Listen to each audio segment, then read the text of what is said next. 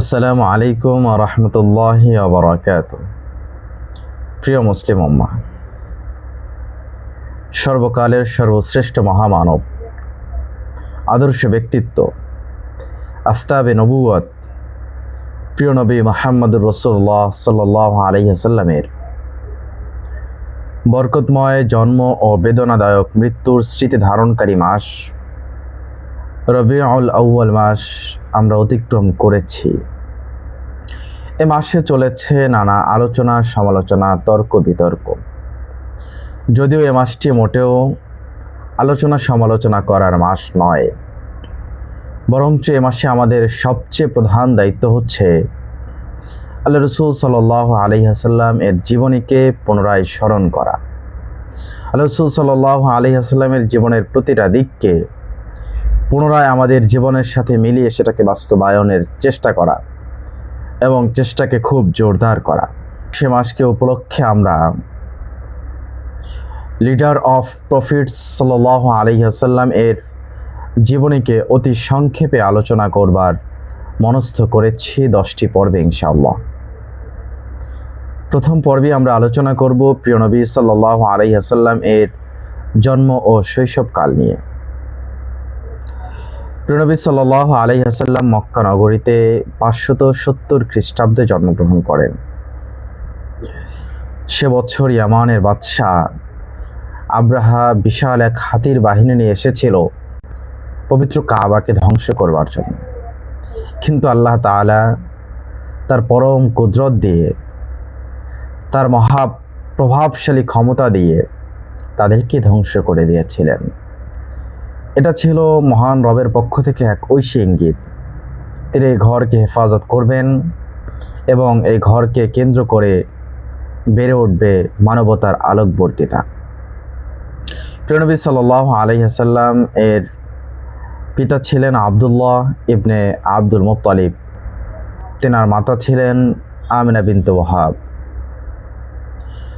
তিনি কুরাইশ বংশের সন্তান ছিলেন, যে বংশ অত্যন্ত বিশুদ্ধ এবং সম্ভ্রান্ত।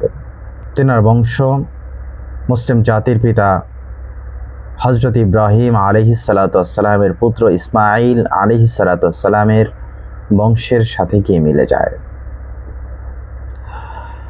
রাসূলুল্লাহ সাল্লাল্লাহু আলাইহি ওয়াসাল্লাম জন্মের কিছুদিন পূর্বেই তার পিতা মারা যান, যে কারণে জন্মগতভাবেই আল্লাহ রাসূল ছিলেন ইয়াতীম। কোরআনের ভাষায় বলা হয়েছে, আলাম ইয়াজিদিকা ইয়াতীমান ফাআওয়া, আপনাকে আল্লাহ রাব্বুল আলামিন ইয়াতীম অবস্থায় পেয়েছেন এবং লালন পালন করেছেন, আশ্রয় দিয়েছেন। মায়ের কোলে জন্ম হলেও প্রিয় নবীর ছোটবেলাটা ছিল অত্যন্ত কষ্টের এবং পরীক্ষার। রাসূল সাল্লাল্লাহু আলাইহি ওয়াসাল্লামের 6 বছর বয়সে তার পিতা মারা যায়। আরবের রীতি ছিল বাচ্চাদেরকে গ্রামের বিশুদ্ধ পরিষ্কার পরিশুদ্ধ পরিবেশে পাঠিয়ে তাদেরকে লালন পালন করানো এবং খুব সুন্দর ভাষা শেখানো। সে রীতি অনুযায়ী মহানবী সাল্লাল্লাহু আলাইহি ওয়াসাল্লামকে হালিমাতুস সাদিয়া এর ঘরে দেওয়া হয়েছিল। সে ঘরে মহানবী সাল্লাল্লাহু আলাইহি ওয়াসাল্লাম যাওয়ার পর থেকেই যেন রহমত বরকতের দুয়ার খুলে গিয়েছিল।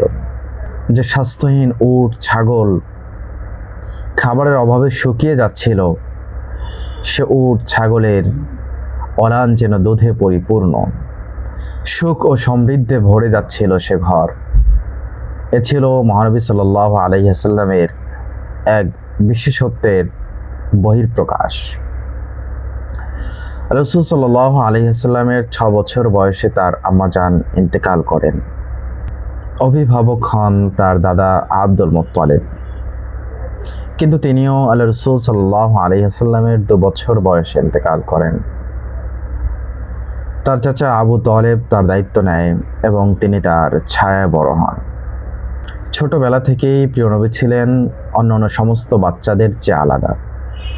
জীবনে কখনোই ছোটবেলায়ও রসিকতার ছলেও কখনো মিথ্যা কথা কিংবা ধোঁকা দেওয়ার মতো কোনো কথা আল্লাহ রাসূল বলেননি। সমস্ত বাচ্চারা যখন খেলাধুলায় ব্যস্ত থাকত, সে সময় তিনি ছিলেন চিন্তাশীল ও শান্ত মানসিকতা। সমাজের খারাপ কাজ থেকে তিনি থাকতেন অনেক অনেক দূরে।